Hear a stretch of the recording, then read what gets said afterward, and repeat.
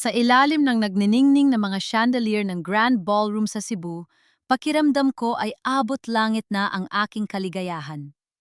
Suot ang isang itim na gown na maingat kong pinag-ipunan, nakatayo ako sa tabi ni Joaquin Alcantara, ang lalaking pinagsilbihan ko bilang executive secretary sa loob ng 6 na taon, at ang lalaking lihim at tapat kong minahal. Ngayong gabi ang ika-20 anibersaryo ng Alcantara Group. Ang musika ay malambing, ang mga sampang ay umaagos, at ang lahat ng matataas na tao sa Cebu ay nakatingin sa amin. Biglang tumigil ang musika. Kinuha ni Joaquin ang mikropono, ang kanyang mukha ay seryoso ngunit may bakas ng kung anong emosyon na hindi ko mabasa. Humakbang siya palapit sa akin, dahan-dahang lumuhod at naglabas ng isang maliit na pelus na kahon. Isang kumikinang na brilyanteng singsing ang tumambad sa akin. Marisa de la Cruz. Tawag niya sa pangalan ko. Ramdam ko ang panginginig ng aking tuhod. 6 na taon kang nanatili sa tabi ko. Alam mo ang lahat ng sikreto ko, ang bawat galaw ko. At ngayong gabi, sa harap ng lahat, gusto kong ibigay sa iyo ang nararapat para sa isang babaeng katulad mo. Sandaling humin, to ang tibok ng puso ko. Ito na ba yon? Ang panalangin ko gabi-gabi, habang naglalakad ako pauwi sa madilim na eskinita ng aming barangay. Ang pangarap ko maiyahon si nanay sa hirap at mabigyan ng dangal ang aming pangalan. Ngunit bago pa ako makasagot, ang ngiti sa mga labi ni Joaquin ay biglang naglaho. Napalitan ito ng isang malamig at nakakangilong titig. Isuot mo ang singsing na ito, Marisa, sabi niya. Pero ang boses niya ay hindi na puno ng pag-ibig. Ito ay puno ng pot. Isuot mo ito, hindi bilang asawa ko kundi bilang ebidensya ng iyong kataksilan. Ang singsing na ito ay simbolo ng katapatan, isang bagay na wala ka. Dahil ang isang babaeng galing sa basura ay mananatiling basura ang ugali. Biglang tumahimik ang buong ballroom. Ang aking hininga ay tila nabara sa aking lalamunan. Joaquin, anong sinasabi mo? Hindi ko naiintindihan. Hindi siya sumagot. Sa halip, lumingon siya sa gilid ng entablado. Celeste, ilabas mo ang katotohanan!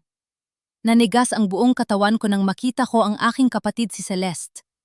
Ang babaeng pinag-aral ko, ang babaeng kahit ako ay hindi kumakain, ay binibigyan ko ng panggastos dahil siya lang ang kaisa-isa kong pamilya.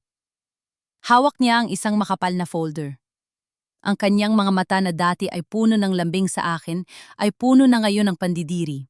Ate, bakit mo nagawa ito? Tanong ni Celeste, ang boses niya ay nanginginig na parang biktima. Ibinigay sa iyo ni Joaquin ang lahat ng tiwala niya. Pero bakit mo ibinenta ang mga confidential files ng kumpanya sa ating kalaban? Bakit kailangan mo magnakaw para lang mabayaran ang mga utang ni nanay? Hindi totoo yan, sigaw ko, pero ang boses ko ay nalunod sa ingay ng mga taong nagsisimula ng magbulungan. Celeste, alam mong wala akong ginagawang masama?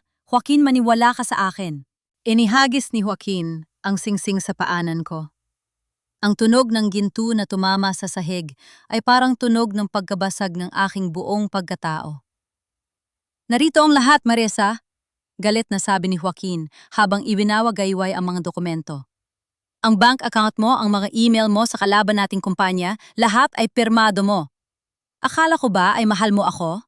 O ang pera ko lang ang mahal mo, kaya handa mo akong saksakin sa likod? 6 na taon, Joaquin.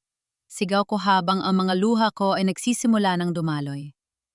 6 na taon akong hindi natutulog para sa kumpanyang ito. Ako ang nag-alaga sa iyo noong may sakit ka. Ako ang nag-ayos ng lahat ng gusot mo. Sa tingin mo ba ay sisirain ko ang lahat para lang sa pera? Iyan ang pagkakamali ko, madiin sabi ni Joaquin. Lumapit siya sa akin at hinawakan ng mahigpit ang aking braso. Pinagkatiwalaan ko ang isang babaeng walang pinag-aralan at galing sa hirap. Akala ko ay may puso ka. Pero tama ang sinasabi nila. Ang mga katulad ninyo ay gagawin ng lahat para lang makaayat sa lipunan. Kahit kailangang mandaya at manlinlang. Sa gitna ng aking pighati, nakita ko ang palihim na pagingiti ni Celeste habang nakakapit siya sa braso ni Joaquin. Doon ko naintindihan. Ang sarili kong kapatid, ang taong inalay ko, ang buhay ko, ang siyang pumatay sa aking danggal. Hindi ko na napigilan ang aking sarili. Itinaas ko ang aking kamay at malakas na sinampa si Celeste. Isang malutong na tunog ang umalingaw-ngaw sa ballroom. Walang hiyang ka. Sigaw ko sa kanya. Matapos ang lahat ng ginawa ko para sa'yo, Celeste ako ang nagpalaki sa'yo. Ngunit bago ko pa siya muling mahawakan, itinulak ako ni Joaquin. Napaupo ako sa sahig sa tabi ng singsing na itinapon niya. Ang sakit ng aking balakang ay walang-wala kumpara sa sakit ng aking puso. Huwag mong sasaktan ang babaeng nagsabi sa akin ng totoo. Galit na sigaw ni Joaquin. Celeste is now my new executive secretary. Siya ang mas karapat-dapat sa posisyong ninakaw mo sa kanya. Tumawa ako ng mapait habang tumatayo. Pinahid ko ang aking mga luha at tiningnan sila ng diretsyo. Ang lahat ng ya at takot ko ay biglang napalitan ng isang malamig na galit. Isang malaking pagkakamali ito, Joaquin. Sabi ko sa kanya ang boses ko ay buo na at hindi na nanginginig. Magsisisi ka. Hindi dahil nawala ako sa iyo, kundi dahil sa araw na malaman mo ang katotohanan wala nang Marisa na babalik sa iyo.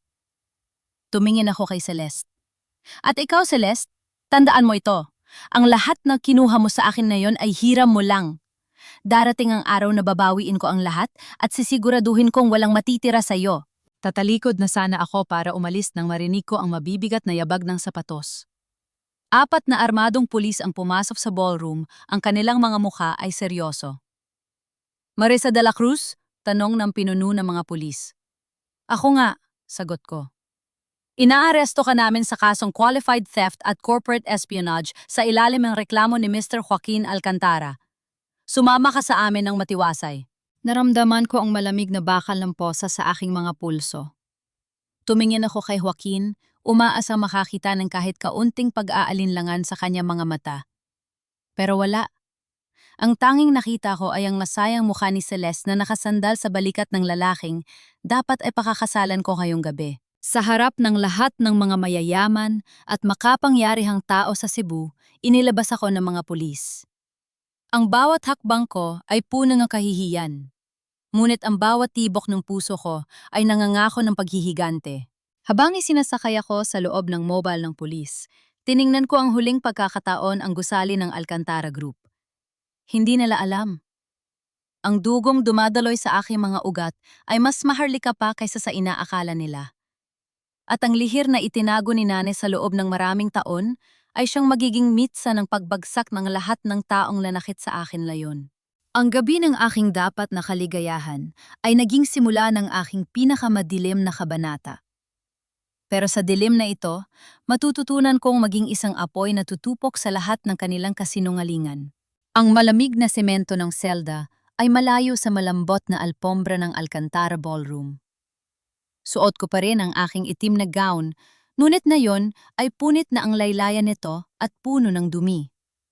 Ang tanging liwanag sa loob ng madilim na istasyon ng pulisya ay ang aandap-andap na bumbilya sa kisame na tila nakikiramay sa malamlam kong pag-asa. Marisa de la Cruz, may bisita ka? Malamig na sabi ng pulis habang kinakalampag ang mga rehas. Inisip ko na baka si Joaquin yon. Baka natauhan siya. Baka na-realize niya na imposibleng magawa ako mga paratang sa akin. Ngunit nang bumukas ang pinto, hindi ang mukha ng lalaking minahal ko ang tumambad sa akin. Si Celeste. Naglakad siya papasok na tila ba ang maruming istasyon ng pulisya ay isang fashion runway? Suot niya ang isang mamahaling puting dress, lalong nagpatingkad sa kanyang kunwaring kalinisan. May dala siyang basket ng prutas, ngunit ang ngiti sa kanyang mga labi ay mas nakakalason pa sa kahit anong dumi sa paligid. Ate, kamusta ka na rito?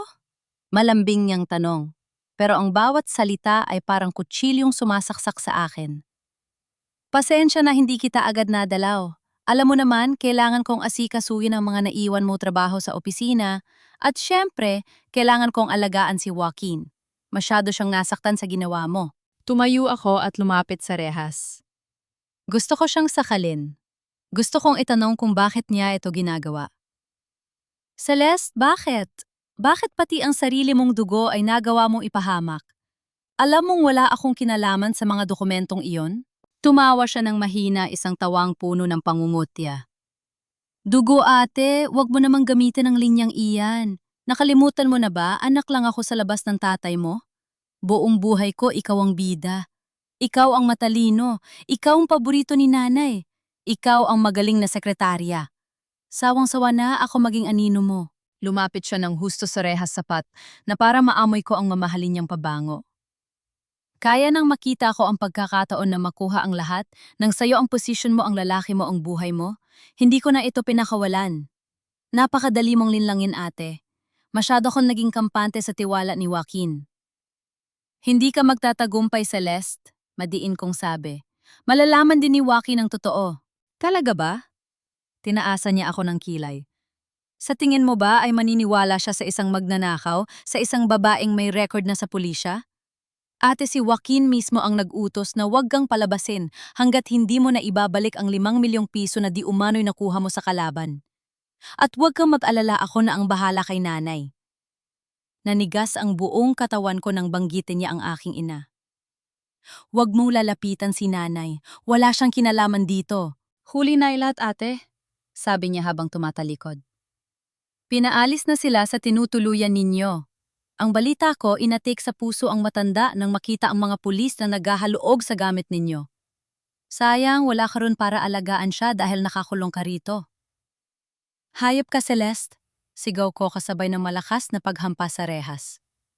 Pero lumabas na siya, iniwan akong sumisigaw sa gitna ng kadiliman. Dahil sa kakulangan ng matibay na ebidensya para sa pangmatagalang detensyon at sa tulong ng isang dating kaibigan na abogado na may utang na loob sa akin, nakalabas ako ng kulungan pansamantala kinabukasan. Ngunit, ang kalayang iyon ay may kasamang malaking mantsa. Sa bawat kalsadang nilalakaran ko sa Cebu, nararamdaman ko ang mga matang nakatingin sa akin. Ang mga dating kasamahan sa trabaho na dati ay yumuyukod sa akin, ngayon ay pilit na umiiwas at bumubulong. Agad akong tumakbo sa aming maliit na paupahang bahay. Ngunit ang tanging dinatnan ko ay ang aming mga gamit na nakatambak sa kalsada. Basag ang paboritong florera ni nanay at ang mga damit namin ay madumi na sa putik. Nanay? Tawag ko nang makita ko siyang nakaupo sa isang silya sa gilid maputla at nanginginig ang mga kamay. Marisa? Anak? Umiiyak na, sabi ni nanay. Anong nangyari? Sabi nila magnanakaw ka raw. Sabi nila ikukulong ka habang buhay. Niyakap ko si nanay ng mahigpit. Hindi totoo yun, nay. Maniwala kayo sa akin, gagawa ako ng paraan. Ngunit alam kong hindi ko kayang gawin yon sa Cebu. Hawak ni Joaquin ang lahat ng kapangyarihan. Ang bawat kumpanyang applyan ko ay sarado na para sa akin dahil sa blacklist na ipinakalat niya. Wala kaming pera, wala kaming matitirhan, at ang kalusugan ni nanay ay unti-unting bumabagsak. Nayaalis tayo rito. Desisyon ko habang pinapahid ang aking mga luha. Pupunta tayo sa Bohol, sa lumang bahay ninyo. Pero Marisa, matagal na kaming hindi bumabalik doon, sabi ni nanay, tila may takot sa kanyang mga mata. Sabi ko sa'yo mapanganib ang lugar na yon para sa atin. Mas mapanganib dito, nay, sabi ko. Doon hindi tayo mahahanap ni Joaquin. Doon makakapagsimula tayo muli. Kinuha ko ang mga natitirang gamit namin at isinakay sa isang maliit na jeep. Habang paalis kami ng Cebu, nakita ko ang naglalakihang billboard ng Alcantara Group. Nakita ko ang mukha ni Joaquin, seryoso at makapangyarihan. Sa loob ng 6 na taon, siya ang sentro ng mundo ko. Pero ngayon, siya ang dahilan kung bakit ako tumatakas na parang isang kriminal. Pagdating namin sa Bohol pagkatapos ng mahabang biyahe sa barko, bumantad sa amin ang isang lumang bahay na halos lamunin na ng mga halaman. Ito ang bahay na ayaw balikan ni nanay sa loob ng mahabang panahon. Madilim, maalikabok at puno ng mga lihim. Habang inilalagay ko si nanay sa isang lumang higaan, napansin kong isang maliit na dambana ng mga santo sa sulok. May isang lumang litrato doon, isang lalaking nakasuot ng barong at isang babaeng kamukha ni nanay nung kabataan niya. Sino ito, nay? Tanong ko. Hindi sumagot si nanay. Tumalikod lang siya at pumikit, ngunit nakita ko ang pagtulo ng luha sa kanyang mga mata. Matulog ka na, Marisa. Huwag mo nang buksan ang mga sugat na matagal ko nang itinago. Ngunit ng gabing yon hindi ako makatulog. May nararamdaman akong kakaiba sa bahay na ito. Habang naglalakad ako sa kusina para kumuha ng tubig, narinig ko ang isang kalansing sa ilalim ng sahig. May kung anong nakabaon doon. Isang bagay na tila tumatawag sa akin, isang bagay na maaring maging susi sa aking pagbangon o sa aking tuluyang pagkawasak. Habang dahan-dahan kong inaangat ang isang piraso ng kahoy sa sahig, isang itim na kahon ang tumambad sa akin. Sa ibabaw nito ay may nakaukit na pamilyar na logo. Isang logo na kilalang-kilala ko sa loob ng 6 na taon. Ang selyo ng pamilya Alcantara. Nanginig ang aking mga kamay. Bakit may gamit ang mga Alcantara sa bahay na ito? Anong kinalaman ng pamilyang natpabagsak sa akin sa nakaraan ng aking ina? Sa sandaling yon, naramdaman ko na ang aking pagkakatapon sa Bohol ay hindi isang pagkatalo. Ito ay ang simula ng isang digmaang hindi kailanman inasahan ni Joaquin at Celeste. Ang gabi sa Bohol ay hindi katulad ng gabi sa Cebu. Doon ang liwanag ng mga neon lights at tunog ng mga sasakyan ang namamayani. Dito ang tanging maririnig mo ay ang huni ng mga kuliglig at ang malakas na pintig ng sarili mong puso. Nakatitig ako sa itim na kahon na nasa harap ko. Ang selyo ng pamilya Alcantara ay tila isang matang nakatingin sa akin, hinuhusgahan ang bawat galaw ko. Bakit ito narito? Ang pamilyang Alcantara ay isa sa pinakamayamang angkan sa Visayas, habang kami ay nanirahan sa hirap habang buhay. Dahan-dahan kong hinawakan ang takip ng kahon, ngunit bago ko pa ito mabuksan, isang malamig na kamay ang humawak sa aking braso. Huwag, Marisa. Napatalon ako sa gulat. Si nanay nakatayo sa likuran ko, maputla at nanginginig ang buong katawan. Ang kanyang mga mata ay puno ng takot na hindi ko kailanman nakita nung nasa Cebu pa kami. Nay, bakit po ano? Itong kahon na ito, bakit may gamit ang mga Alcantara sa ilalim ng sahig natin? Sunod-sunod kong tanong. Agad na kinuha ni nanay ang kahon at niyakap ito ng mahigpit na tila ba ito ay isang sanggol. Wala itong kinalaman sa iyo, anak. Ibaon mo na ito sa limot. Ang kahon na ito ang dahilan kung bakit tayo naghihirap. Ito ang sumpa ng buhay ko. Sumpa, Nay? Sinira ni Joaquin Alcantara ang buhay ko, ipinahiya niya ako sa harap ng lahat. At na yan sasabihin ninyo na may sikreto kayo tungkol sa pamilya nila? Hindi ko na napigilang itaas ang aking boses. Karapatan kong malaman ang totoo, umiling si nanay habang umiiyak. Ang katotohanan ay papatayin ka lang, Marisa. Mas mabuting isipin ng buong mundo na anak ka lang ng isang mahirap na labandera kaysa malaman nila kung sino ang tunay mong pinagmulan. Bago ko pa siya muling matanong, biglang nabulunan si nanay at nagsimulang umubo ng dugo. Nataranta ako. Nakalimutan ko ang lahat ng galit at kuryosidad ko. Inakay ko siya pabalik sa higaan. Ang puso ko ay punong-puno ng guilt. Wala kaming pera para sa gamot at lalong wala kaming pera para sa ospital. Kinabukasan, maaga akong gumising para humanap ng trabaho sa bayan. Suot ang isang lumang t-shirt at pantalon, naglakad ako sa ilalim ng mainit na araw. Sa bawat resort na madaanan ko, sinusubukan kong mag-apply kahit bilang tagalinis lang. Qualified ka naman, iha, pero bakit parang pamilyar ang mukha mo? Tanong ng isang manager sa isang maliit na resort sa Panglao.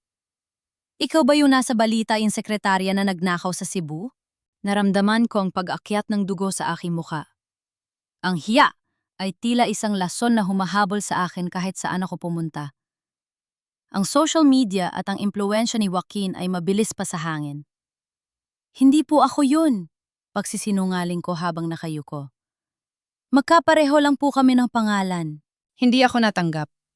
Sa huli, isang maliit na karinderiya sa tabi ng palengke ang naglakas loob na kumuha sa akin para maghugas ng mga pinggan at magsilbi sa mga mamimili.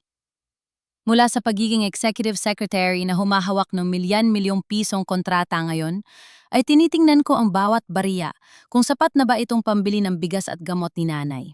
Habang naglilinis ako ng mesa, nakita ko ang isang lumang diaryo na iniwan ng isang customer. Sa front page, naroon ang litrato ni Joaquin at Celeste. Masaya silang nagpuputol ng ribbon para sa isang bagong proyektong pangkawang gawa. Ang caption, ang bagong mukha ng Alcantara Group, Celeste de la Cruz ang tapat na katuwang ni Joaquin Alcantara. Naramdaman ko ang pagbaon ng aking mga kuko sa aking palad. Tapat, bulong ko sa sarili ko. Celeste, tinakaw mo ang lahat ng pinaghirapan ko at na yon ay nagpapanggap kang anghel sa harap ng maraming tao. Nang hapong yon, habang pauwi ako nadaanan ko ang isang sari-sari store. May mga lalaki nag-uusap tungkol sa lupain sa Bohol na balak bilhin ng mga alkantara. Balita ko may hinahanap silang lumang dokumento rito, sabi ng isang lalaki. Isang kasulatan na magpapatunay na sa kanila ang malaking bahagi ng baybayin na ito. Bigla kong naalala ang itim na kahon. Kung may hinahanap ang mga alkantara sa Bohol, maaaring naroon yon sa loob ng kahon na itinago ni nanay. Pagdating ko sa bahay, mahimbing na ang tulog ni nanay dahil sa pagod. Maingat kong hinalugog ang silid hanggang sa mahanap ko ang kahon na itinago niya sa ilalim ng kanyang unan. Dinala ko ito sa kusina at kumuha ng isang maliit na kutsil, para pilitin ang lock. Sa bawat pagpihit ko, tila naririnig ko ang babala ni nanay. Pero hindi ako pwedeng manatiling bulag. Click! Bumukas ang kahon. Ang unang nakita ko ay hindi ginto o pera. Ito ay isang bungkos na mga lumang sulat na nakatali ng isang asul na laso. Kinuha ko ang isa at binasa ang nilalaman nito. Mahal kong Elena, patawarin mo ako kung hindi kita magawang pakasalan sa harap ng lahat. Alam mo pangalan ng Alcantara ay hindi pwedeng mabahira ng dungis. Pero asahan mo ngang batang dinadala mo ay hinding-hindi ko pababayaan. Siya ang tunay kong tagapagmana. Nalaglag ang sulat mula sa aking kamay. Ang sulat ay pirmado ng yumaong Don Roberto Alcantara, ang ama ni Joaquin. Hindi lang yon. Sa ilalim ng mga sulat may isang lumang dokumento ng hospital, isang Certificate of Live Birth, pangalan ng ina Elena de la Cruz, pangalan ng ama Roberto Alcantara, pangalan ng bata Marisa de la Cruz Alcantara. Naramdaman ko ang pag-ikot ng mundo. Kaya pala ganun na lang ang takot ni nanay. Kaya pala ganun na lang ang determinasyon ni Celeste na sirain ako bago pa ako maging bahagi ng pamilya niyon. Hindi ako isang anak ng labandera na nagnanais umakyat sa lipunan. Ako ang anak ng may-ari ng lahat ng ito. Ngunit may isa pang papel sa pinakailalim ng kahon. Isang dokumento tungkol sa pag-aampon. Ang petsa ay ilang buwan matapos akong isilang. Nakasaad doon ang pagkuha ng pamilya Alcantara sa isang sanggol na lalaki mula sa isang orphanage sa Manila para palitan ang nawalang tagapagmana at iwasan ang iskandalo.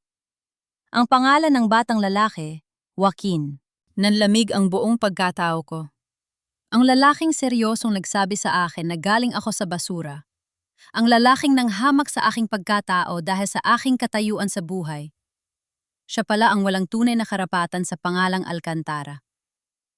Joaquin, bulong ko, habang ang aking mga mata ay nagniningning sa galit at determinasyon. Ikaw ang peke. Ikaw ang walang danggal.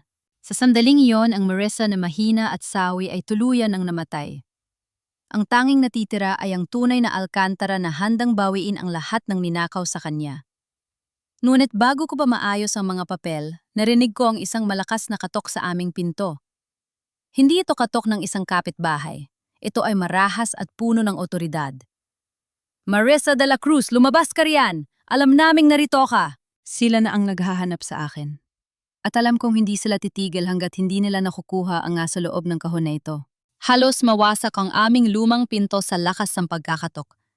Mabilis kong ibinalik ang mga sulat at ang birth certificate sa loob ng itim na kahon. Nanginginig ang aking mga kamay, ngunit kailangan kong maging mabilis.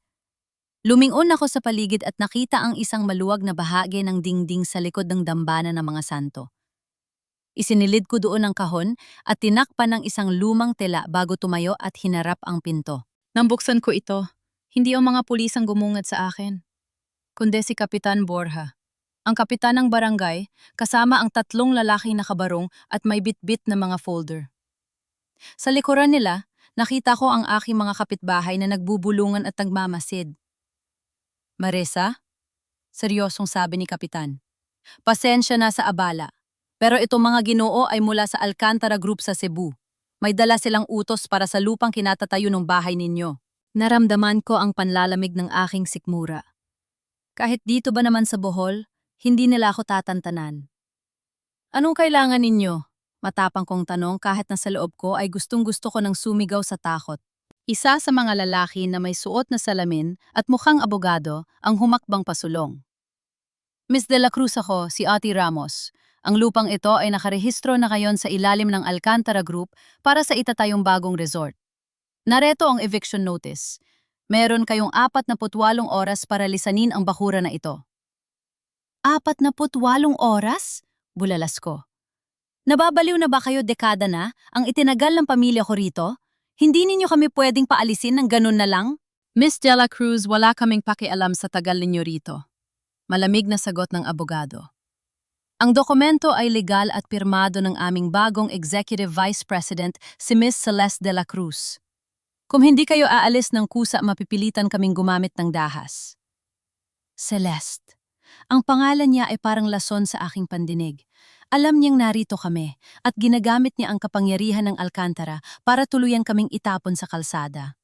Hindi ninyo ito pwedeng gawin? Sabi ko habang hinaharangan ang pinto. May sakit ang nanay ko, hindi siya pwedeng ibiyahe. Yan ay hindi na namin problema, sabi ng isa pang lalaki, sabay tulak sa akin para pumasok sa loob ng bahay. Titingnan lang namin kung may mga gamit pa kayong dapat ilabas. Huwag kayong papasok, sigaw ko pero huli na. Nabulabog si nanay sa kanyang tulog. Pagkakita niya sa mga lalaking naghahaluog sa aming maliit na sala, nagsimula siyang mag-hysterical. Huwag ninyong kunin ang mga sulat, Marisa, ang kahon. Tumahimik po kayo. Pakiusap ko habang pilit siyang inaamo. Ngunit ang mga lalaki ay lalong naging agresibo nang marinig ang tungkol sa kahon. Nagsimula silang magbalibag ng mga gamit.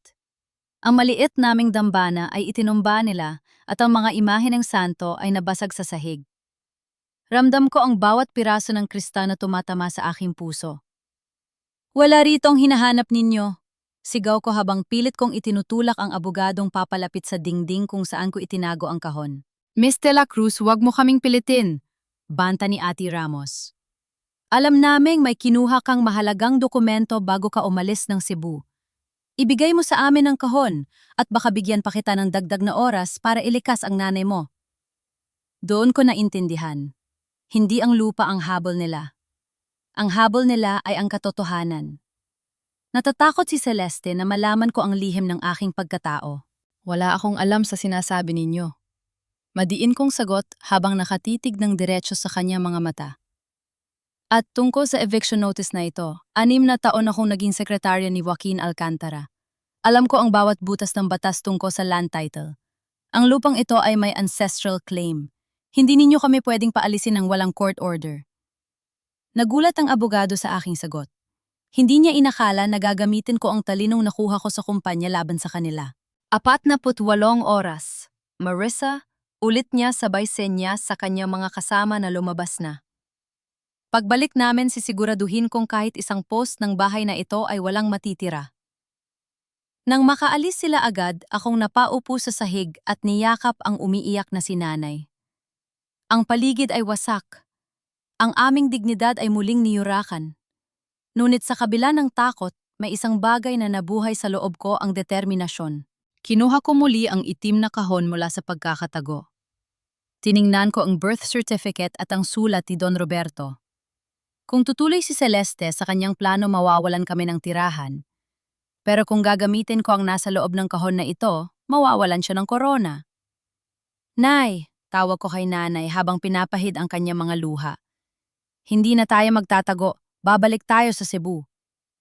Huwag, Marisa, papayin ka nila, giit ni nanay. Hindi nila ako mapapatay kung ako na ang humahawak sa leeg nila. Sagot ko. Binuksan ko ang aking cellphone at tiningnan ang balita. Bukas ang formal na inaugurasyon ni Celeste bilang bagong mukha ng Alcantara Foundation. Isang malaking selebrasyon na dadaluhan ng media at ni Joaquin. Kinuha ko ang aking huling ipon mula sa ilalim ng unan. Sapat na ito para sa pamasahe pabalik ng Cebu at para sa isang disenteng damit. Hindi na ako babalik doon bilang ang sekretaryang lagnakaw.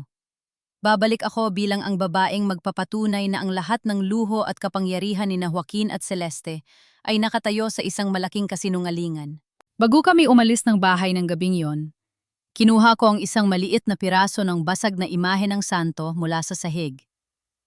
Ito na ang huling pagkakataon na yuyurakan ninyo ang pamilya ko, bulong ko sa hangin. Ngunit sa gitna ng aking paghahanda, isang text message ang dumating mula sa isang hindi kilalang numero. Alam ko ang hawak mo, Marissa. Huwag kang magkakamaling lumapit kay Joaquin kung ayaw mo mamatay ang nanay mo sa biyahe. Manatili ka sa dilim kung saan ka nararapat. Nanginginig ang aking buong katawan. Hindi lang si Celeste ang kalabang ko. May iba pang nakakaalam. At ang taong yun ay mas malapit kaysa sa inaakala ko. Hindi na kami pwedeng maghintay ng 48 oras. Ang text message na natanggap ko ay isang malinaw na babala ang bawat minutong pananatili namin sa Bohol ay banta sa buhay ni nanay. Sa gitna ng dilim, habang ang buong barangay ay mahimbing na natutulog, mabilis kong inimpak ang aming mga gamit. Ang itim na kahon ay maengat kong binalot ng makapal na plastic at isinilid sa pinakailalim ng aking lumang backpack. Ito na ang pinakamahalagang pag-aari ko, higit pa sa kahit anong alahas o pera. Marissa, saan tayo pupunta gabi na anak? Mahinang tanong ni nanay. Ang boses niya ay basag at puno ng kalituhan. Nay, kailangan nating umalis dito. Babalik tayo sa Cebu pero hindi tayo pupunta sa dating tinitirhan natin. Bulong ko habang inaalayan siyang tumayo. Magtiwala kayo sa akin, eh. Hinding-hindi ko hahayaang saktan nila kayo muli. Mahinggat kaming lumabas sa likurang pinto ng bahay. Umiwas kami sa pangunahing daan at tinahak ang mabatong iskinita patungo sa highway. Ang bawat kaluskos ng dahon at huni ng gabi ay nagpapatibok ng mabilis sa aking puso. Pakiramdam ko sa bawat puno ay may matang nakatiyamba sa amin. Nang makarating kami sa terminal ng bus patungong Tagbilaran Pier, lalo akong kinabahan. Nakita ko ang isang itim na SUV na dahan-dahang umiikot sa paligid. Ang plate number nito ay pamilyar. Ito ang sasayang ginagamit ng mga tauhan ni Celeste sa Cebu. Nay, itago ninyo ang mukha ninyo, sabi ko sabay ayos ng kanyang belo. Sumakay kami sa pinakahuling biyahe ng bus. Sa loob ng sasakyan, nakatingin lang ako sa labas pinagmamasdan ang mga anino ng puno na mabilis na lumilipas. Naisip ko si Joaquin. Alam ba niya ang ginagawa ni Celeste? O baka naman siya mismo ang nag-utos na itapon kami sa kalsada? Ang sakit na dulot ng kanyang pagkakanulo ay tila isang sugat na ayaw maghilom. Lalo na ngayong alam ko na ang katotohanan tungkol sa kanyang pagkatao. Joaquin, ang yabang mong sabihing wala akong danggal dahil mahirap ako. Pero ikaw, nabubuhay ka sa isang pangalang, hindi naman sa'yo sa loob-loob ko ay sumusumpa ako. Pagdating sa pier, mas lalong naging mahirap ang sitwasyon. Nakita ko ang dalawang lalaking nakabarong na nakatayo malapit sa bilihan ng tiket. Sila ang mga tauhan ni Ate Ramos. Hinahanap nila kami. Nay, dito tayo. Hilaho kay nanay patungo sa gilid kung saan ang mga kargador ay nagkakarga ng mga kargamento sa isang maliit na cargo ship patungong Cebu. Iha, bawal ang pasahero rito, sabi ng isang matandang kargador. Kinuha ko ang aking huling alahas, isang maliit na gintong kwintas na regalo sa akin ni Joaquin noong unang anibersaryo namin at ibinigay ito sa lalaki. Kuya, parang awa niyo na. Kailangan ko lang may likas ang nanay ko. May mga taong gustong pumatay sa amin. Isakay niyo na po kami kahit sa tabi lang ng mga kargamento. Tiningnan ng lalaki ang matanda kong ina na nahihirap ang huminga. Nakita ko ang awa sa kanyang mga mata. Sige na, pumasok na kayo sa loob. Bilisan ninyo bago makita ng gwardiya. Sa loob ng madilim at mainit na cargo ship sa gitna ng mga sako ng bigas at mga kahon, doon kami nagpalipas ng gabi ni nanay.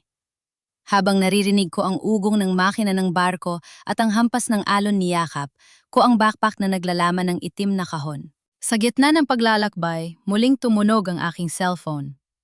Isang text muli mula sa parehong numero. Nakasakay ka na sa barko, Marissa? Akala mo ba ay nakatakas ka na sa Cebu doon mo mararanasan ang totoong impyerno?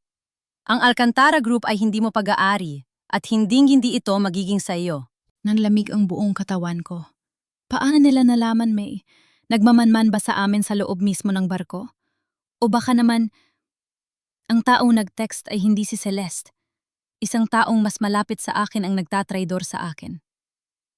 Nang sumikat ang araw, bumantad sa amin ang skyline ng Cebu City. Ang lungsod na nagbigay sa akin ng pangarap at ang lungsod na kumuha ng lahat sa akin. Pagbaba namin sa pier, hindi ako gumamit ng taxi. Alam kong madali kaming matutunton sa pamamagitan ng plate number. Sumakay kami ng ilang beses na jeep hanggang sa makarating kami sa isang maliit na talyer sa Mandaue. Doon nakatira si Mang Goryo, ang dating driver ng mga Alcantara na tinangga sa trabaho dahil sa katandaan. Siya lang ang tanging taong mapagkakatiwalaan ko sa buong Cebu. Marisa, Iha, anong nangyari sa inyo? Gulat na tanong ni Mang Goryo nang makita ang kalagayan namin. Mang Goryo, tulungan niyo po kami. Wala na po kaming mapupuntahan. Pakiusap ko. Pinatuloy kami ni Mang Goryo sa kanyang maliit na kwarto sa itaas ng talyer. Doon pansamantalang nakapagpahinga si nanay. Iha, balitang-balita ang nangyari sa iyo. Hindi ako naniniwala na magagawa mo ang magnakaw, sabi ni Mang Jurio habang binibigyan ako ng kape. Pero mag-ingat ka. Si Celeste, iba na ang aura niya ngayon. Siya na ang nagpapatakbo ng lahat habang si Sir Joaquin ay abala sa pakikipagnegosasyon sa mga dayuhan. Mang Jurio, may itatanong ako. Seryoso kong sabi. Nung panahon ni Don Roberto, may alam ba kayong lihim tungkol sa pag-aampon kay Joaquin? Natigilan si Mang Goryo. Nabitawan niya ang kanyang baso. Paano mo nalaman ang tungkol doon? Dahil hawak ko ang katotohanan, Mang Goryo. At hawak ko rin ang ebidensya na ako ang tunay na anak ni Don Roberto. Sagot ko habang inilabas ang birth certificate mula sa backpack. Hindi nakapagsalita si Mang Goryo. Ang kanyang mga kamay ay nanginginig. Marisa, kung ganon ikaw ang batang hinahanap ni Don Roberto bago siya mamatay. Buong buhay niya pinagsisihan niya ang pagtalikod sa inyong mag-ina. Ngunit bago pa makapagpaliwanag si Mang Goryo, narinig namin ang tunog ng mga sirena ng pulis sa labas ng talyer. Kasunod nito ang isang pamilyar na boses mula sa megaphone. Marisa de la Cruz, alam. Naming nariyan ka sa loob, lumabas ka at isuko ang mga dokumentong ninakaw mo. Kung hindi ay ituturing ka naming armed and dangerous, si Celeste. Kasama ang mga pulis. Nahanap nila kami ng ganoon kabilis. Tumingin ako kay Mang Goryo at nakita ko ang takot sa kanyang mga mata. Pero lumingon ako kay nanay at nakita ko ang kanyang mahinang kalagayan. Doon ko napagtanto ang text message na natanggap ko ay hindi lang babala. Ito ay isang pain. At nayon nakulong na kami sa sarili nilang teritoryo. Mang Goryo, itago niyo si nanay, madiin kong sabi habang kinukuha ang backpack. Ako ang kailangan nila. At ngayong gabi, ipakikita ko sa kanila kung anong kayang gawin ng isang tunay na Alcantara kapag itinulak sa pader. Ang boses ni Celeste mula sa megaphone ay tila isang matalim na kuko na kumakalo sa aking pandinig. Marisa, huwag mo nang hintayin na pasukin namin ang talyer na yan. Isuko mo ang mga dokumentong ninakaw mo mula sa opisina ni Joaquin. Nagnanakaw. Hanggang ngayon, yon pa rin ang script nila. Marisa, ihadoon kayo sa likod. Bulong ni Mang Goryo.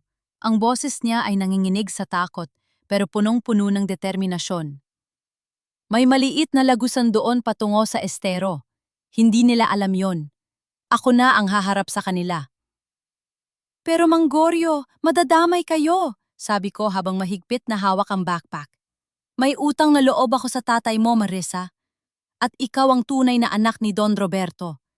Hindi ko hahayaang saktan ka ng mga wad na yan, madiing sabi ng matanda.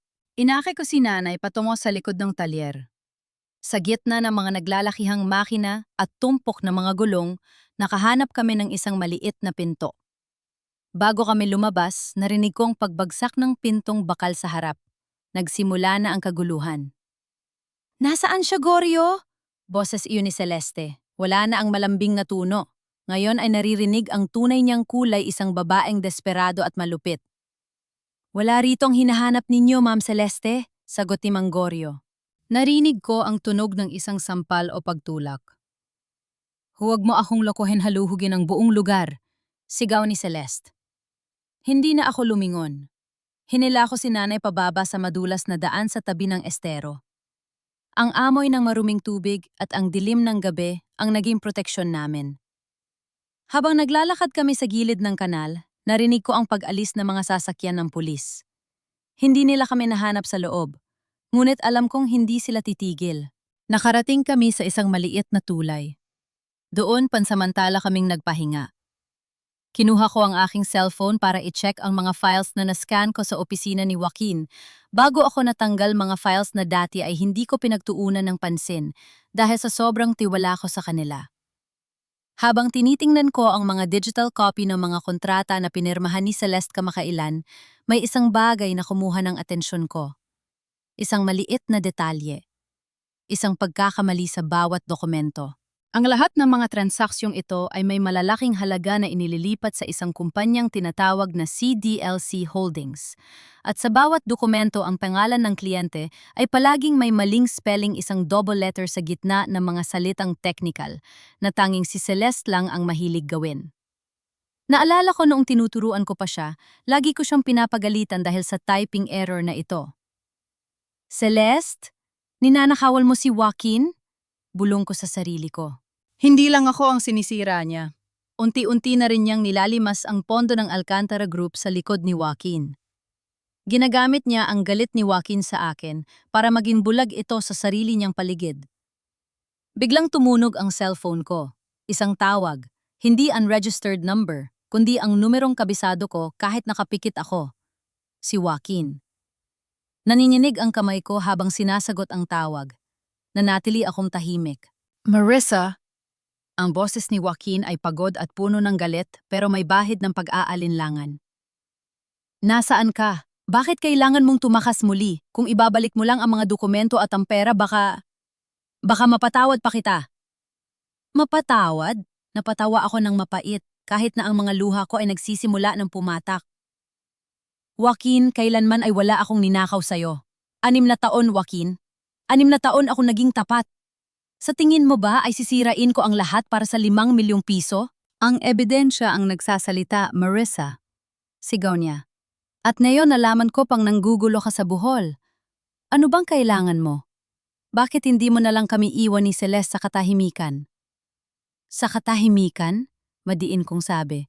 Joaquin, ang babaeng katabi mo ngayon ay ang taong unti-unting pumapatay sa kumpanyang itinayo ng ama mo. Tingnan mo ang mga audit ng CDLC Holdings. Tingnan mo ang mga lagda sa mga kontrata ng mga supplier. Baka dun mo makita ang tunay na magnanakaw. Huwag mong idamay si Celeste rito. Siya ang nagligtas sa akin nung iniwan mo ako sa gitna ng iskandalo. Iniwan? Huminga ako ng malalim. Joaquin, mahal kita. Yan ang pinakamalaking pagkakamali ko. Pero tandaan mo ito. Ang pangalang dinadala mo ngayon, ang tronong inuupuan mo, hindi yan sa'yo.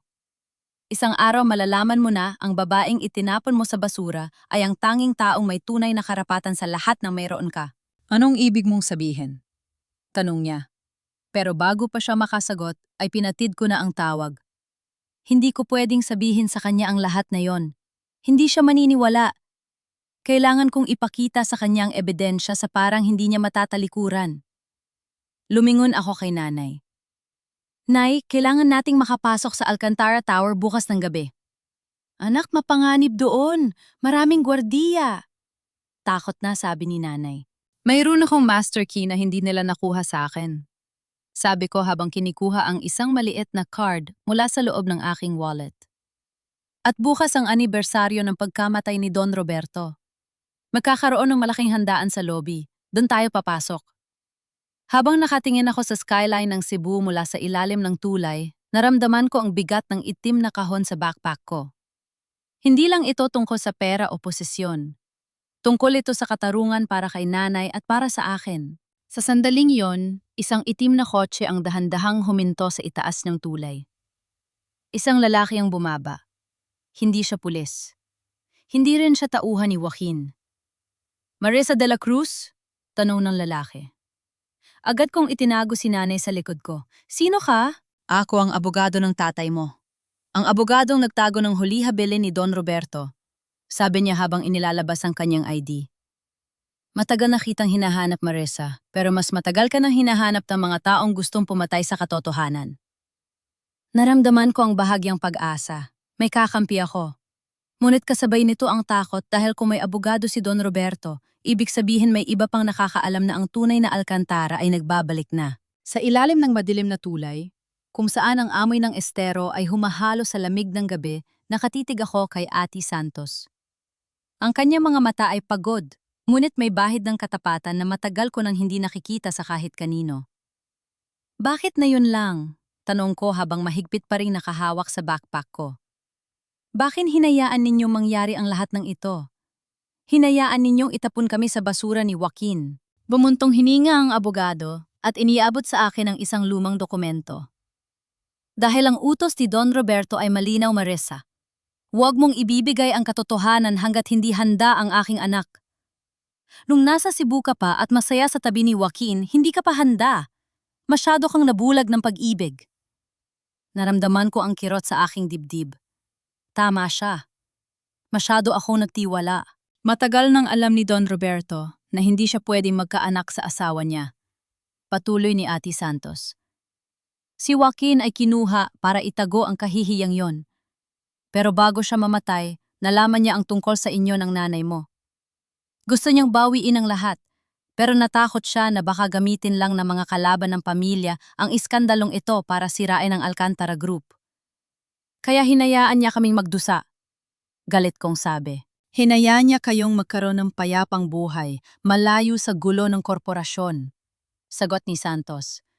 Pero hindi niya inaasahan na si Celeste, ang sarili mong kapatid, ang magiging pinakamalaking banta sa iyo. Sinabi ni Ate Santos na ilang beses na siyang tinangkang bayaran ni Celeste para sunigin ang huling habilin ni Don Roberto.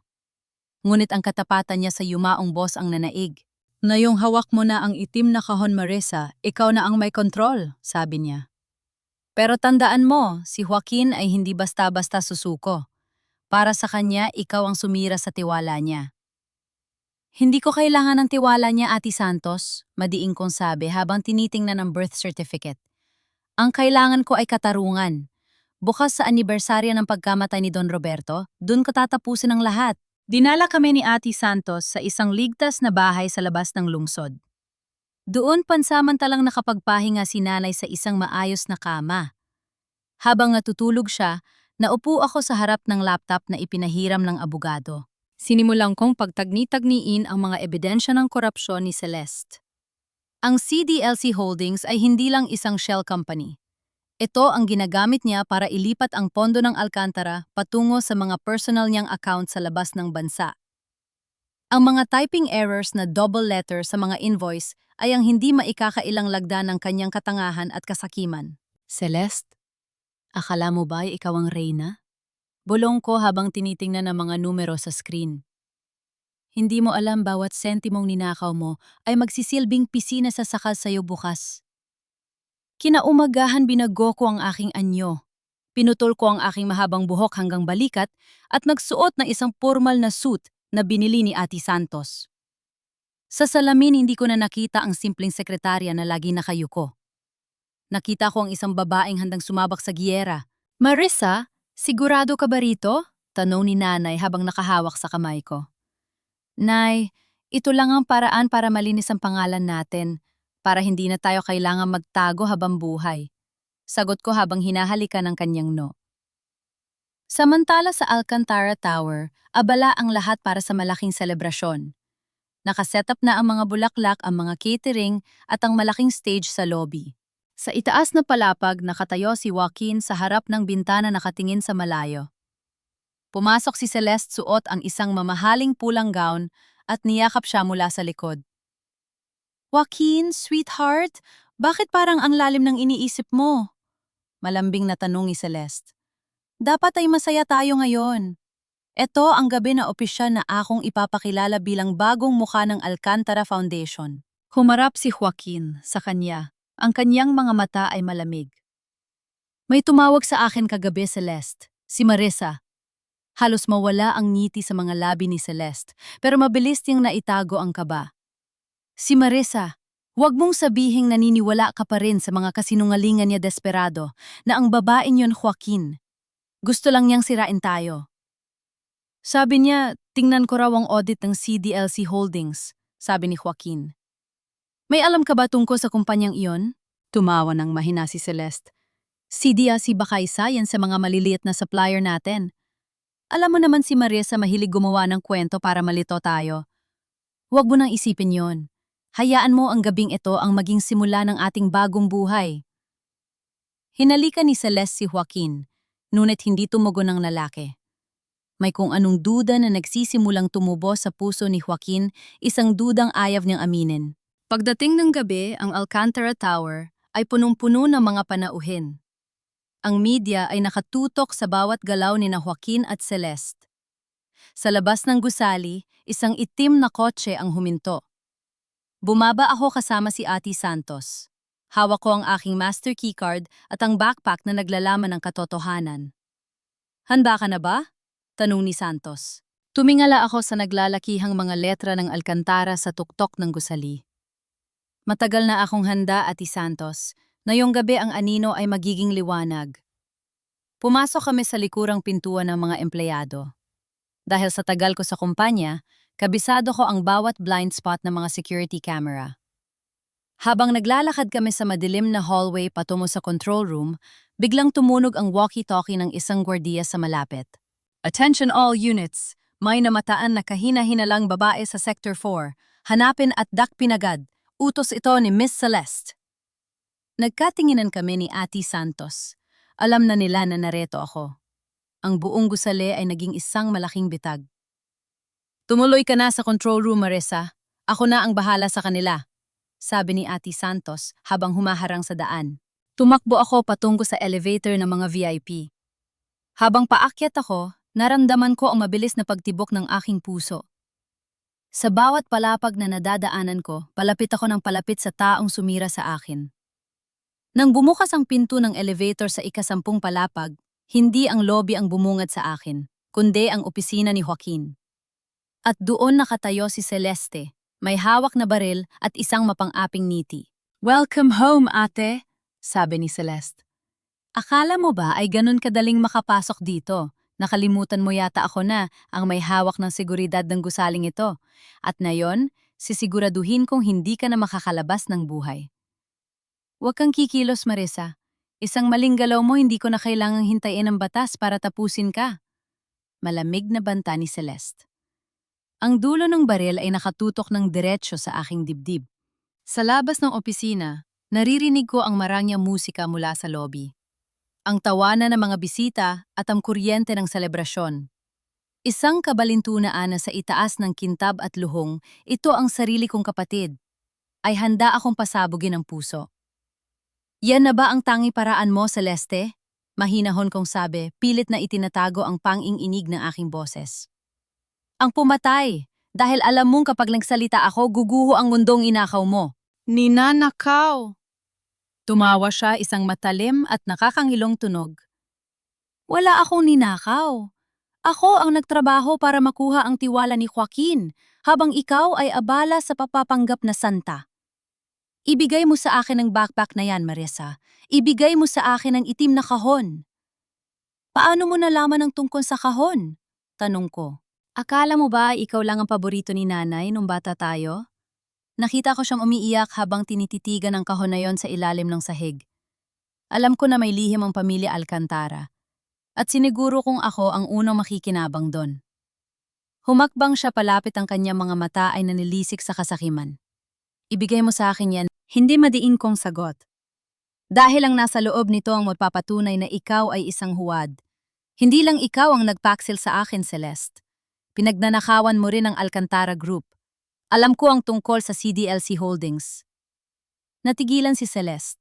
Ang kanyang mukha ay namutla at sa isang saglit nakita ko ang takot sa kanyang mga mata. Ngunit bago pa siya makasagot, bumukas ang pinto ng opisina. "Anong ibig sabihin nito?" Napalingon kami pareho. Si Joaquin, nakatayo siya sa pintua. Ang kanyang mukha ay puno ng pagkabigla at galit habang nakatingin sa baril na hawak ni Celeste. "Joaquin, sweetheart?" Mabilis na nagbago ang anyo ni Celeste. Ibinalita niya ang kanyang boses at nakunwaring nanginginig. "Salamat at dumating ka. Nahuli ko si Marissa na nagtatangkang magnakaw sa vault mo. May dala siyang baril. Naagaw ko lang." Napatingin sa akin si Joaquin. Ang kanyang mga mata ay puno ng pait at pagkalito. "Marissa, hanggang kailan mo ba gagawin ito? Hindi ka pa ba kontento na sinira mo ang tiwala ko? Na yon ay pati ang seguridad ng kumpanya ay lalaruin mo. Joaquin, makinig ka." Pakiusap ko. "Hindi ako ang may hawak ng baril na yan. At hindi ako narito para magnakaw. Narito ako para ipakita sa iyo ang katotohanan. Anong katotohanan? Sigaw ni Joaquin. Ang katotohanang bawat audit na ginagawa namin ay itinuturo ka. Ang katotohanang hanggang ngayon ay tumatakas ka sa batas. Tumingin ka sa kanya, Joaquin. Turo ko kay Celeste. Tingnan mo ang mga mata niya. Tanungin mo siya tungkol sa 50 milyong piso na nawawala sa pondo ng foundation sa loob lang ng 2 buwan. Tanungin mo siya kung bakit ang CDLC Holdings ay nakapangalan sa kanya. Lumingon si Joaquin kay Celeste. Celeste? Nagsisinungaling siya, Joaquin. Gagawa lang niya yan para pag-awayin tayo. Pagmamakaawa ni Celeste habang pilit na itinatago ang baril sa likuan niya. Palabasin mo na siya rito. Tawagan mo mga security. Lumapit si Joaquin sa akin, kinuha niya ang aking braso ng mahigpit. Marisa, umalis ka na. Ayaw kitang makitang nakaposa sa harap ng media sa ibaba. Umalis ka na bago pa ako mawala ng kontrol. Hindi ako aalis hanggat hindi mo tinitingnan ang dokumentong ito. Sabi ko habang binubuksan ang aking backpack. Ngunit bago ko ba mailabas ang birth certificate, mabilis na kumilos si Celeste. Sinadya niyang itumba ang isang mamahaling plorera sa lamesa ni Joaquin para lumika ng ingay at kaguluhan. Sa gitna ng pagkagulat ni Joaquin, hinablot ni Celeste ang backpack ko. "Security magnanakaw!" Sigaw ni Celeste sa intercom. "Bitawan mo yan?" Sabi ko habang nakikipag-agawan sa kanya. "Tama na!" Sigaw ni Joaquin, sabay tulak sa aming dalawa para maghiwalay. Sa kasamaang palad ang backpack ay nanatili sa kamay ni Celeste. Isang mapang-aping ngiti ang gumuhit sa kanyang mga labi. "Joaquin, ako na ang bahala rito. Dalhin mo na ang mga bisita sa main hall. Magsisimula na ang inaugurasyon. Ako na ang magpapaabot nito sa mga pulis." Tumingin sa akin si Joaquin, ang kanyang mga mata ay puno ng pagod. "Umalis ka na, Marisa. Huwag mo na kaming gambalain pa." Hinatid ako ng mga security guard palabas. Ngunit hindi ako tuluyang umalis. Alam kong nasa panganib ang mga dokumento. Nakita ko ang direksyon kung saan dinala ni Celeste ang backpack patungo sa silong sa archive room, kung saan naroon ang mga lumang shredder at incinerator ng kumpanya. Plano niyang sunugin ang katotohanan. Mabilis akong kumawala sa mga gwardya at tumakbo patungo sa fire exit. Kailangan kong maunahan si Celeste. Habang pababa ako sa hagdan, narinig ko ang anunsyo mula sa mga speaker sa buong gusali. "Ladies and gentlemen, let us welcome the new face of Alcantara Foundation, Miss Celeste de la Cruz." Ngunit alam ko kung nasaan talaga si Celeste. Naroon siya sa madilim na archive room, handang silaban ang tanging ebidensya ng aking pagkatao. Nang marating ko ang pinto ng archive room, naamoy ko na ang usok. Nanlamig ang buong pagkatao ko. Hindi lang ang mga papel ang balak niyang tapusin. "Celeste, buksan mo ang pinto!" Sigaw ko habang kinakalampag ang bakal na pinto. Mula sa loob narinig ko ang kanyang boses puno ng kabaliwan. "Huli na ang lahat, Marisa, ang Alcantara ay sa akin. Kung kailangan maging abo ang kumpanyang ito para manatili sa akin ang korona, gagawin ko." Isang malakas na pagsabog ang narinig ko mula sa loob at ang apoy ay nagsimulang gumapang sa ilalim ng pinto. Ang archive room ay naging isang malaking pugon, at sa loob niyon, naroon ang itim na kahon at ang lahat ng pang-arap kong katarungan. Ang init ay tila isang dambuhalang hayop na humihigop sa lahat ng hangin sa pasilyo. Ang makapal at itim na usok ay gumagapang na sa kisame, parang mga daliri ng kamatayan na naghahanap ng mabibiktima. "Celeste, buksan mo ang pinto. Mamamatay ka riyan." Sigaw ko habang pilit na binabalikat ang bakal na pinto ng archive room. Walang sagot mula sa loob, kundi ang dagundong ng apoy na kumakain sa mga lumang papel at estante. Ang bawat ubo ko ay parang may kasamang bubog, mahapdi at nakakamatay. Pero hindi ko pwedeng iwan ang itim na kahon. Hindi ko pwedeng hayaang maging abo ang tanging katibayan ng pagkatao ko at ang danggal ni nanay. Sa kabilang bako sa grand lobby, biglang tumigil ang musika. Ang mga alarm ng sunog ay nagsimulang mag-ingay, dahilan para magpanik ang mga bisitang nakasuot ng mamahaling barong at gown. Napatayo si Joaquin sa gitna ng entablado. "Ano nangyayari? Nasaan ang sunog?" Sigaw niya sa mga security. "Sir, sa archive room po, sa silong." Mabilis pong kumakalat ang apoy. Sagot ng head security. Biglang nanlamig si Joaquin. Naalala niya ang huling pagkakakita niya kay Marissa na pilit na itinataboy ng mga gwardya. Isang kutob ang sumuntok sa kanyang sikmura. Mabilis siyang tumakbo patungo sa control room. Ipakita niyo sa akin ang CCTV sa archive room na yun din. Utos niya. Sir, parang may nag-delete ng record sa oras na ito, pero may nakuha kaming backup feed sa labas ng hallway, sabi ng technician. Sa screen nakita ni Joaquin ang isang figura na mabilis na pumasok sa archive room si Celeste na may bitbit na lalagyan ng gas. At pagkaraan ng ilang minuto, nakita niya si Marissa na desperadong kinakalampag ang pinto para makapasok. Celeste? Marissa! Bulong ni Joaquin. Ang katotohanan ay nagsimulang gumuhit sa kanyang isipan na parang kidlat. Hindi magnanakaw si Marissa. Siya ang biktima. Hindi na nag-isip si Joaquin. Humablot siya ng isang fire extinguisher at mabilis na tumakbo patungo sa silong, binaliwala ang mga babala ng mga gwardiya na mapanganib na ang lugar. Samantala sa loob ng archive room, nagtagumpay akong mabuksan ang pinto gamit ang isang bakal na baras na nakita ko sa malapit. Pagpasok ko ang apoy ay sumasayaw na sa buong silid.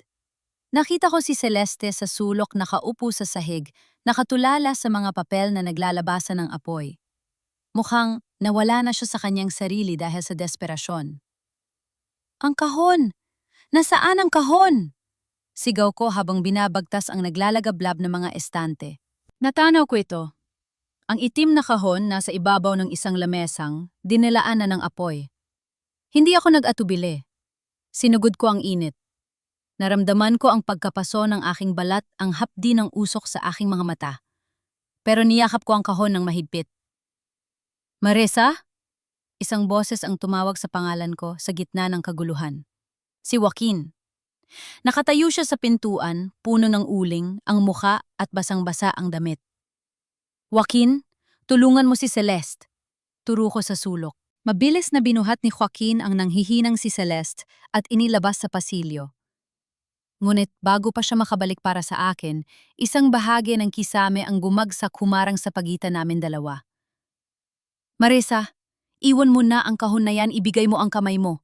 Sigaw ni Joaquin mula sa kabilang panig ng naglalagablab na harang. Hindi ko ito iiwan, Joaquin. Ito lang ang meron ako.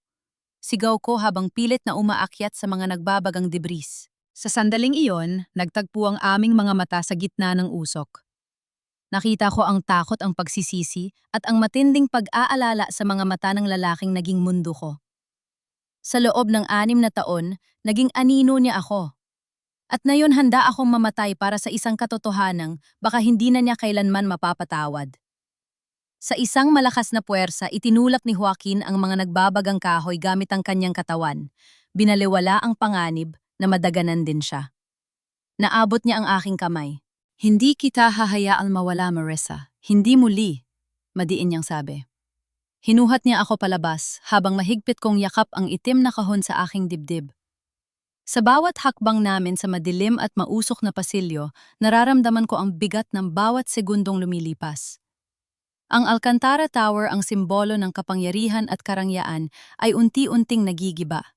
Nang makalabas kami sa likuran ng gusali, sinalubong kami ng malamig na hangin ng gabi at ang ingay ng mga fire truck. Napaupo ako sa damuhan, hinihingal puno ng uling at may mga sugat sa braso. Pero hawak ko ang kahon. Ligtas ang katotohanan. Lumapit sa akin si Joaquin, lumuhod siya sa harap ko habang ang kanyang mga kamay ay nanginginig. Tumingin siya sa itim na kahon, pagkatapos ay sa akin. Bakit mo ito ginawa, Marissa? Bakit mo itinaya ang buhay mo para sa mga papel na ito? Tanong niya, ang boses niya ay basag.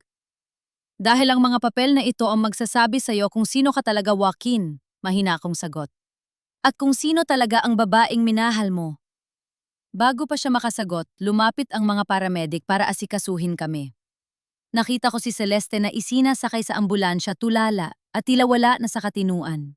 Kinuha ko ang birth certificate mula sa kahon, medyo sunog ang mga gilid, pero nababasa pa rin at iniabot ko ito kay Joaquin. Basahin mo ito. At pagkatapos, sabihin mo sa akin kung sino sa atin ang tunay na walang dangal. Sabi ko bago ako tuluyang mawala ng malay dahil sa sobrang pagod at usok. Ang huling naramdaman ko ay ang paghawak ni Joaquin sa aking kamay at ang pagpatak ng kanyang luha sa aking pisngi. Ang apoy sa gusali ay maaring apulahin na, pero ang katotohanang nagsisimulang sumiklab sa puso ni Joaquin ay hinding-hindi na mamamatay. 3 araw matapos ang sunog, ang Alcantara Tower ay tila isang sugatang higante.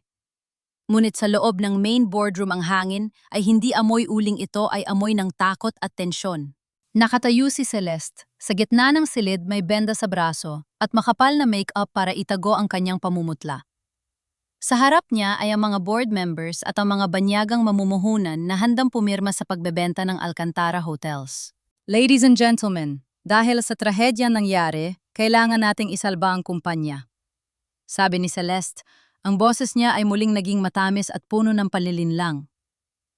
Bilang kinatawa ng pamilya Alcantara, ibinibigay ko ang pahintulot na ituloy ang kasunduan. Nakasanda si Joaquin sa pinto, tahimik at blangko ang tingin. Hawak niya sa kanyang bulsa ang sunog na birth certificate na ibinigay ni Marissa. Hindi pa siya nakakapagsalita simula nung gabi ng sunog. Sandali lang, ang boses ay hindi malakas, pero sapat na para patahimikin ang buong silid.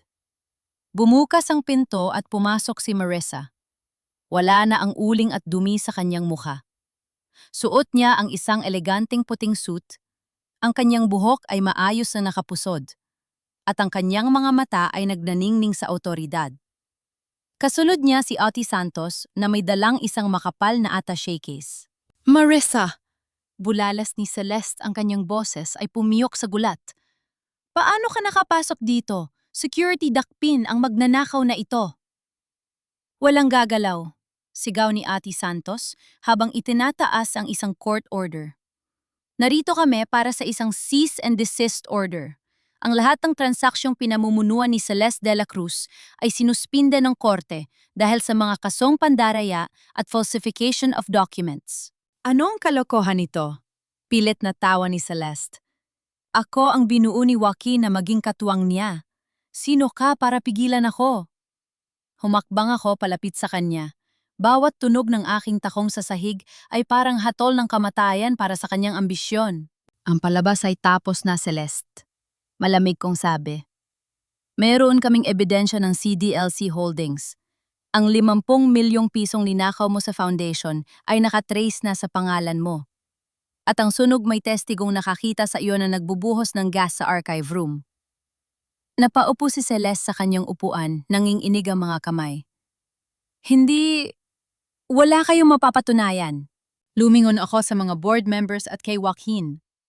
Inilabas ni Ate Santos ang huling baraha, ang mga dokumentong galing sa itim na kahon at ang bagong resulta ng DNA test na ginawa sa tulong ng mga sample mula sa labi ni Don Roberto.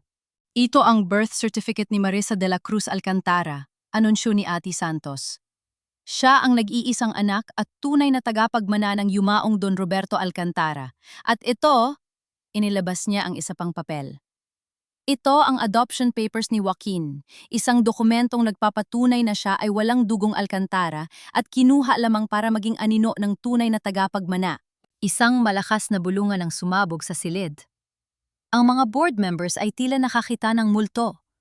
Napatingin ang lahat kay Joaquin.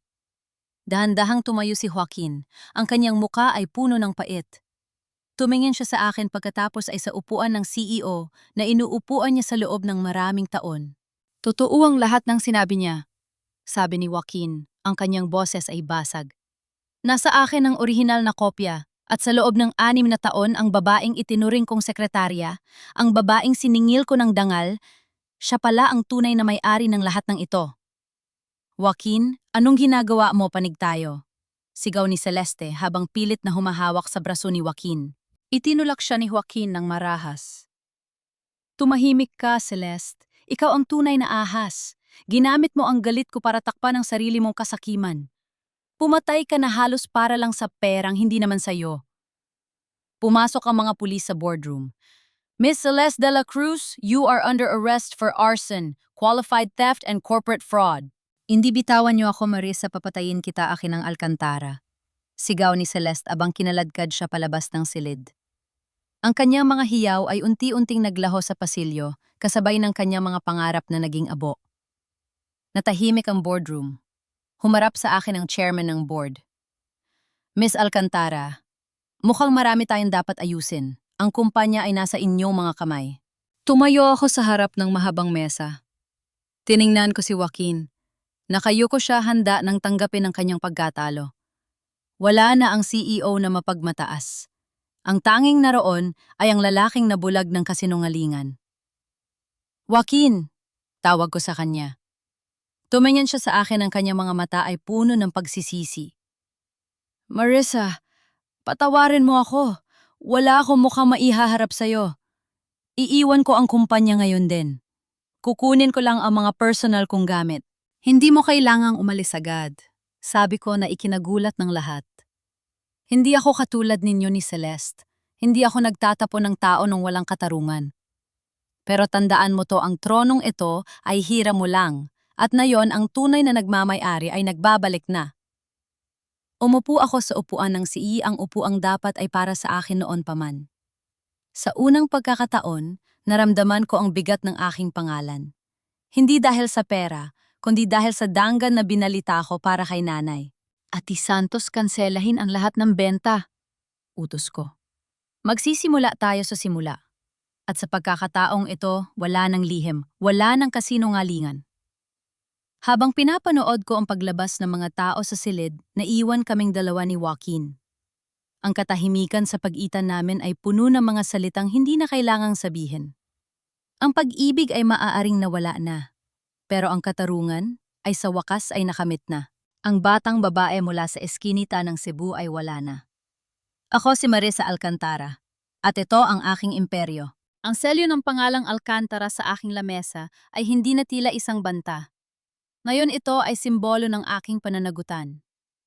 Isang linggo na ang lumipas simula nang mabawi ko ang kumpanya, at sa bawat umaga na pumapasok ako sa gusaling ito, hindi na ako ang sekretaryang nakayuko at nagmamadaling ihanda ang kape ng iba. Ako na ang nagpapatakbo ng bawat pulong, at bawat desisyon ko ay nagbibigay ng bagong pag-asa sa mga manggagawang dati ay nakasabay ko sa hirap. Miss Marissa, narito na po ang mga pirma para sa scholarship fund ng mga anak ng empleyado. Sabi ng aking bagong sekretarya, isang matapat na babaeng pinili ko dahil sa kanyang husa, ay hindi dahil sa kanyang koneksyon. Salamat. Siguraduhin mo makakarating ito sa mga pamilyang pinakanangangailangan. Sagot ko habang pinipirmahan ang dokumento. Matapos ang trabaho, dinala ako ng aking sasakyan sa isang pribado at tahimik na ospital sa Cebu. Doon sa isang silid na puno ng sariwang bulaklak at tanaw, ang asul na dagat nakaupo si nanay sa kanyang wheelchair. Nay! Tawag ko sa kanya. Lumingon si nanay at sa unang pagkakataon sa loob ng maraming taon, nakita ko ang kapayapaan sa kanyang mga mata. Wala na ang takot. Wala na ang pagtatago. Marissa, ang ganda mo, anak, sabi niya habang hinahaplos ang aking pisingi. Salamat. Salamat dahil binalikan mo ang danggal ng tatay mo. Ngayon handa na akong harapin siya sa kabilang buhay ng walang dalang lihim. Nay, wag po kayo magsalita ng ganyan. Marami pa tayong gagawin. Biro ko, pero ang totoo ay naiiyak ako sa galak. Ang itim na kahon ay hindi lang nagbigay sa akin ng yaman. Nagbigay ito kay nanay ng karapatang huminga ng maluwag. Paglabas ko ng ospital, isang pamilyar na figura ang nakita kong naghihintay sa parking lot. Si Joaquin. Wala na ang kanyang mamahaling suit. Nakasuot na lang siya ng simpleng polo at maong. Mukha siyang pagod, pero tila may nabawas na bigat sa kanyang balikat. Lumapit siya sa akin, ngunit nanatili siya sa distansyang nagpapakita ng respeto. Marissa, simula niya, nabalitaan ko ang tungkol sa mga reforma mo sa kumpanya. Tama ang desisyon ni Don Roberto. Ikaw talaga ang nararapat dun. Ano ang kailangan mo, Joaquin? Tanong ko, ang boses ko ay kalmado pero matatag. Inabot niya sa akin ang isang maliit na susi. Ang susi ng lumang bahay sa Bohol. Ipinagawa ko ang mga nasirang bahagi. Ipinatala ko na rin ito sa pangalan ng nanay mo bilang ancestral property. Yon na lang ang huling bagay na magagawa ko para makabawi sa lahat ng sakit na idinulot ko. Kinuha ko ang susi. Salamat. Aalis na ako ng Cebu bukas. Patuloy ni Joaquin. Pupunta ako sa Mindanao para magtrabaho sa isang maliit na construction firm. Gusto kong simulan ang buhay ko sa paraang tapat, sa paraang hindi nakasandal sa pangalang hindi naman sa akin. Tumitig ako sa kanya. Ang galit na dati ay sumusunog sa puso ko ay unti-unti nang nagiging abo. Hindi ko siya mapapatawad agad-agad sa 6 na taon ng pag-aalinlangan at sa pananakit niya sa akin nung naniwala siya kay Celeste. Pero nakikita ko ang isang lalaking andang harapin ang sarili niyang pagkakamali. Marissa, bago ako umalis, ang boses ni Joaquin ay naging paos. Gusto ko lang malaman mo, nung gabi ng inaugurasyon, bago ko nalaman ang totoo, ang alok ko sa iyong kasal ay totoo. Mahal kita, Marissa. Pero alam kong ang pag-ibig ko ay naging lason para sa iyo. Patawarin mo ako. Nanatili akong tahimik habang pinagmamasdan siyang tumalikod. Gusto kong sumigaw, gusto kong sabihin na mahal ko pa rin siya. Pero alam kong ang Marissa na nagmahal sa kanya ay kailangang mamatay para isilang ang Marissa na nagmamahal sa sarili. Joaquin, tawag ko sa kanya. Lumingon siya, may bahid ng pag-asa sa kanyang mga mata. Sana mahanap mo ang kapayapa ang hinahanap mo, sabi ko. Pero huwag ka nang babalik para sa akin. Dahil ang babaeng iniwan mo sa basura noon, wala na rito ngayon. Tumango si Joaquin malungkot, pero tanggap ang aking hatol. Naglakad siya palayo at sa bawat hakbang niya, naramdaman ko ang tuluyang pagputol ng huling pisi ng aking nakaraan. Bago matapos ang araw, binisita ko si Celeste sa kulungan. Nakita ko siya sa likod ng salamin, ang kanyang balat ay maputla, ang kanyang buhok ay gulo-gulo, at ang kanyang mga mata ay wala nang ningning ng kasakiman. Marissa? Bulong niya. Nandito ka ba para pagtawanan ako? Nandito ako para sabihing hindi kita kinamumuhian, Celeste, sagot ko. Dahil sa huli ikaw ang natalo. Namuhay ka sa galit at ingit, habang ako ay namuhay sa pag-ibig para sa ating pamilya. Ipinagkatiwala ko na sa mga abogado ang sustento ni nanay para sa iyo habang nasa loob ka. Hindi kita hahayaang magutom, pero hinding-hindi na kita hahayaang makalapit sa amin. Umiyak si Celeste hindi dahil sa pagsisisi kundi dahil sa pagkatalo. Iniwan ko siya roon, dala ang lahat ng kanyang mga kasinungalingan. Pag-uwi ko sa Alcantara Mansion, na ngayon ay tahanan na namin ni nanay, pumunta ako sa hardin. Tumingal ako sa mga bituin. Ang itim na kahon ay nakalagay na sa isang safe na lugar, hindi na bilang isang sikreto, kundi bilang isang paalala. Ang buhay ko ay nagsimula sa hirap, dumaan sa apoy ng pagtataksil, at nagtapos sa tagumpay ng katarungan. Ngunit alam kong hindi ito ang katapusan. Ito pa lang ang simula ng aking tunay na kwento bilang Marissa Alcantara. Isang babaeng hindi na kailanman muling yuyuko. Isang babaeng natutong bumangon mula sa sarili niyang abo. 5 taon ang mabilis na lumipas. Nakatayo ako sa balkona, ang pinakabagong proyekto ng Alcantara Group, isang malawak na housing complex sa labas ng Cebu City na inilaan para sa mga pamilyang nangangailangan katulad ng kinalakihan ko noon. Hindi na lang basta mga hotel at marang, yang gusali ang itinatayo namin. Ngayon, ang pangalang Alcantara ay simbolo na rin ng pag-asa para sa mga ordinaryong tao. Miss Marissa, magsisimula na po ang ribbon cutting sa ibaba.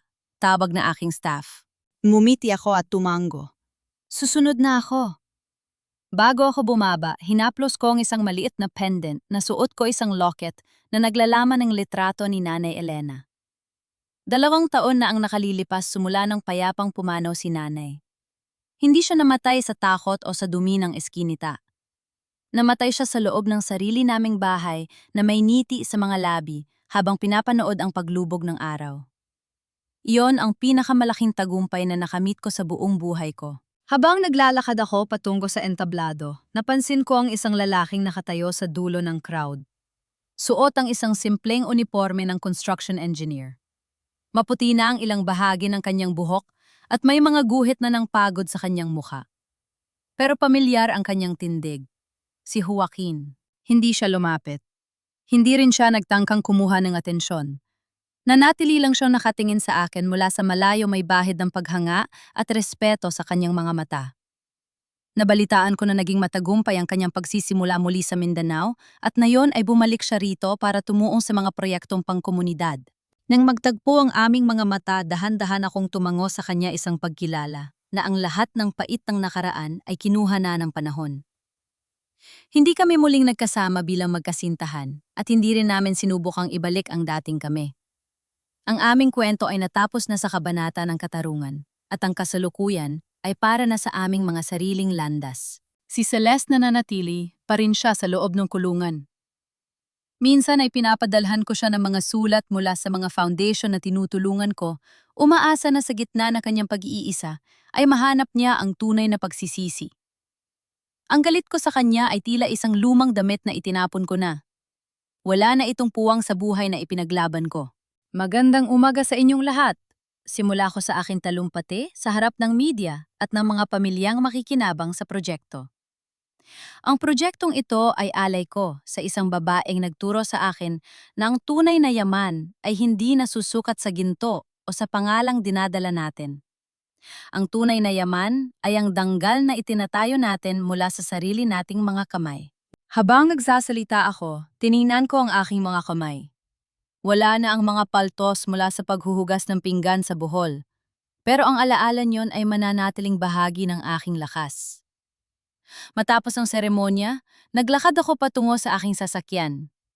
Isang batang babae ang lumapit sa akin at nag-abot ng isang maliit na bungkos ng mga bulaklak ng sampagwita. Salamat po, Miss Marisa. Gusto ko pong maging katulad niyo paglaki ko. Sabi ng bata nang may ningning sa kanyang mga mata. Binuhat ko siya at hinalikan sa pisingi. Maging mas magaling ka pa sa akin, iha. Dahil ang mundong ito ay para sa mga batang katulad mo na marunong mangarap at lumaban. Sumakay ako sa sasakyan at tiningnan ang Alcantara Tower mula sa malayo. Ang itim na kahon sa aking nakaraan ay hindi na isang pabigat. Ito na ang pundasyon ng aking kinabukasan.